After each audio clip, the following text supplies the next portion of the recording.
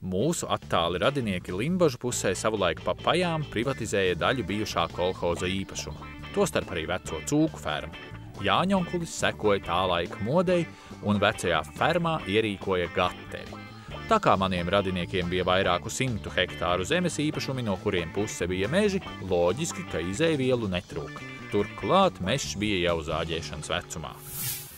Jāņonkuļa gaterim darba netrūka. Šķērēja mežu nost, sazāģēja dēļos un sūtīja uz Zviedriju.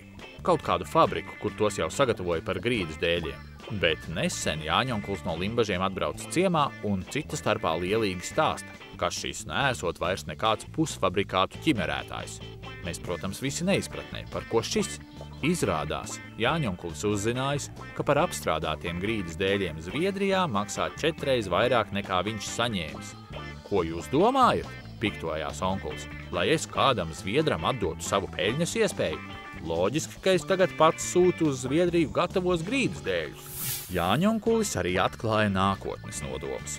Tā kā ar gatavu produkciju var labāk nopelnīt, viņš attīstīšot arī citu gatavo produktu ražotni. Un gali pārdošanai viņam esot ne tikai Zviedrijā.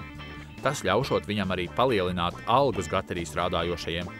Un vispār, tas vairs nebūs gateris, bet rūpnīca. Esot jau iepazinies ar tehnikas piedāvājumu un meklējot iespējas apmācīt savu personālu, strādniekiem būšot nepieciešama pavisam cita kvalifikācija.